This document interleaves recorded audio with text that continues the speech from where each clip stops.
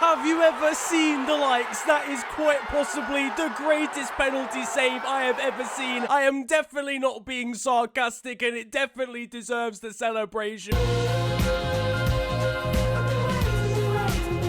Yo, yo, yo, what's a poppin'? Welcome back to yet another installment of Football This Week, and this of course is the series where I bring to you the best and more frequently the worst of what football has to offer in the world of social media. Now this week has been absolutely ram-packed. There's been more Premier League football than you could shake multiple sticks at, and in the midweek we've even had some European football as well. But it is with the Premier League's action which we will start. That made that sentence structure didn't make sense. We move. Easily the biggest game of the weekend was the Manchester derby, and in a surprising turn of events, Manchester United decided to actually play football. Goals from Marcus Rashford and Anthony Martial saw them take a 2-0 lead inside half an hour. City made it a nervy ending and dominated the game, you know, as you would expect. They're always going to have more possession, but United deserved to win off the basis of the fact they absolutely slapped up City in the first part of the game. Fred delivered a midfield masterclass, having not looked as if he was even a footballer for the last 2 years. If Aaron Wan-Bissaka emptied his pockets this weekend, he's finding sterling. And I'm not talking about pound coins. I'm genuinely convinced, right, if there was an asteroid heading for this planet, Aaron Wan-Bissaka would stick a foot in and just guide it somewhere else. And it's not just me that's impressed. It seems like he's got a new biggest fan. I think that right back's something different. I think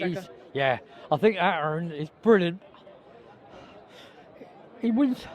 You look emotional, mate. I'm with you. Go on, let it out. He wins that ball so much. It's all right, mate. Don't wait. It's just a right back. You don't have to cry. Listen, he's the sweetest old man, even if he is getting very emotional. I've got nothing left. Honestly, if I'm Pep, a lot is going through my mind when I've just made Manchester United and Ole Gunnar Solskjaer look like the best team manager combo in the entirety of the league. If we're going to be brutally honest here, are we seeing Pep getting slightly exposed at City? That's a very big statement, I realise, considering he's won back-to-back titles and got 100 points for the first time in Premier League history. But right now, there's no way that City team should be 14 points behind Liverpool, and he hasn't really even got close to winning the Champions League with arguably the best set of players in Europe. He's an astonishing manager and he's changed football forever, I realise that. But is he absolute creme de la creme? I don't know, it's probably worth a debate somewhere along the lines, but...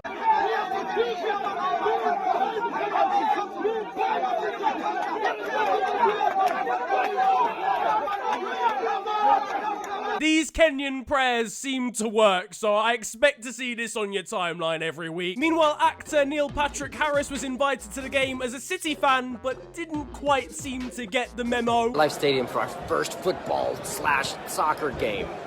MetLife Stadium. Go Manchester United! But you're wearing a City shirt, forget it. Anyway, at least the City players are enjoying themselves at Raheem Sterling's birthday. Johnson, in Jamaica, where are you from? Central Kingston. John Stones is concerningly good at pretending to be Jamaican. I suppose he's had to pretend to be a football player for the last few years, so the fact of the matter is City just simply can't take the heat right now. Just do what Boris, go and hide in a fridge, cool down and wait for it to all blow over. Niran, don't bring politics into this.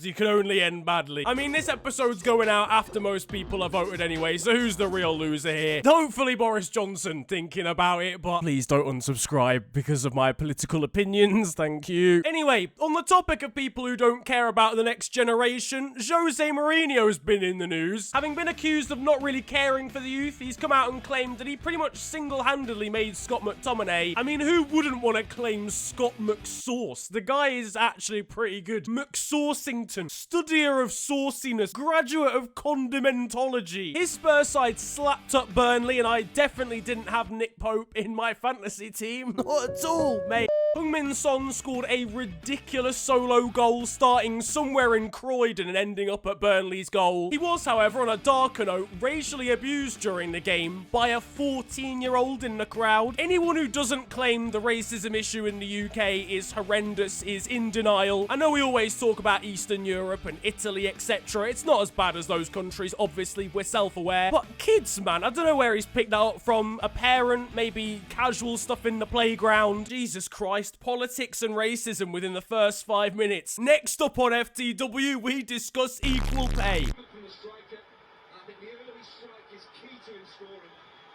This hand movement has killed me off before shushing the opposition. I swear that's suing from Leicester, though. Elsewhere, Arsenal claim their first victory under the sensual caretaker manager Freddie Ljungberg. Just look at him and take him in. They beat West Ham United 3-1, but were 1-0 down until a flurry of 3 goals in 9 minutes. I'm going to be honest, with how bad both these teams have been recently, I was convinced both of them would find a way to lose at the same time. We were genuinely half an hour away from DT throwing his own child onto the pitch in frustration. Instead, however, his child received a shirt from Lucas Torreira. You're safe for now, kid. Was weirdly struggling to find people giving Nicolas Pepe grief over the weekend. They're not around no more.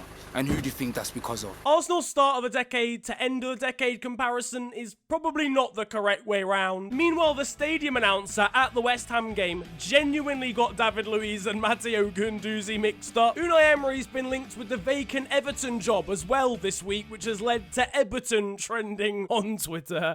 I can't be bothered. Speaking of which, they beat Chelsea 3-1 on the weekend, and caretaker manager Duncan Ferguson's reaction was incredible. However, in an Instagram post afterwards, Dominic Calvert-Lewin literally photoshopped a six-pack onto himself, so you should probably take the 3 points away from them. Darling, you never know. Somehow that was even worse than being dribbled past in the first place. Exclusive behind-the-scenes images show Frank Lampard holding his back four in his hand in training. Chelsea look like they're wobbling, but at least they're through in the Champions League after beating Lille. Themselves and Liverpool made sure that every single English club made it into the round of 16. Liverpool themselves beat Salzburg thanks to a Salah goal from a ridiculous angle, having missed like 7 sitters beforehand. Yo, big man, do you mind if I just grab that water bottle off you real quick? Yeah, safe. As long as you can give it back to me, because I'm really thirsty, man. I need a sip of that real... So precise. Alright, safe, calm. Romelu Lukaku and Inter were eliminated by Barcelona's under-18 side. Luke Shaw had his say on the matter. I can't wait for Inter to now knock Manchester United out of the Europa League, but until that happens, it's a shithousery award for Luke. There's rumours going around that Brazilian midfielder Arthur at Barcelona is out of action at the moment because he's contracted an STD. When they said feel the burn at the gym, they didn't mean literally, mate. I mean, it's just not ideal, is it really? Could you imagine that coming up as an injury update in your FIFA emails? So over in France, Monaco wanting to make a substitution, and the number 14 has gone up on the board. So teammate Bakayoko goes over towards the touchline to be substituted. The only problem is his number isn't 14. It was 14 in his first spell at Monaco, but now that he's gone back, his number is 6. It's alright, teammate. It's happened to the best of us. It hasn't. I'm just trying to make him feel better. The FA's Rainbow Lace campaign in support of the LGBT community's really taken off this year. I have to say, one of the most impressive advocates is definitely this Rainbow Boiler as West Brom's mascot. Don't even ask questions. I don't even know what's going on anymore. The Betfred Cup in Scotland featured an Old Firm derby as Rangers and Celtic fought over silverware. Rangers dominated the game as well, missed multiple chances, missed a penalty. Celtic's Fraser Forster was imperious in goal. Celtic housed the win, had one attempt all game and scored it. Youngster Jeremy Frimpong was sent off in the penalty incident, and he gave his thoughts in an interview after the game. I'm like telling that, oh my days, the minutes go so slow. I was like, oh, I want to cry, but yeah. And then when he blew the last whistle, oh my, I was buzzing. So it was the hardest game of your life and perhaps one of the most valuable emotional lessons. Oh my days. Best game ever. Meanwhile, Captain Scott Brown took all of 6 seconds to lose his medal in the celebrations. It's alright, mate. It's only Scottish football. It doesn't make a difference anyway. But now it is time for Still 0-0, and you guys know what this is all about by now. This is the segment where I bring you the best of Sunday League action from the course of the week, and this week is something quite extraordinary.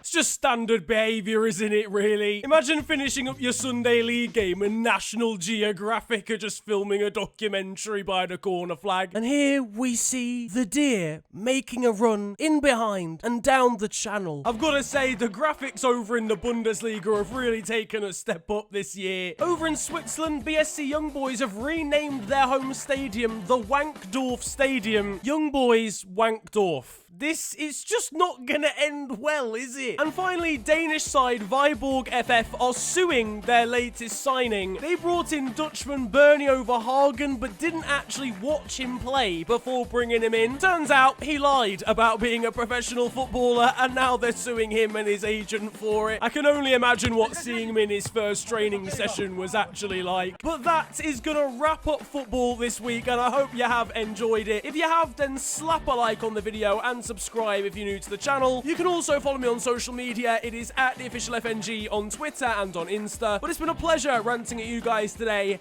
Have a great day, enjoy yourselves, and goodbye.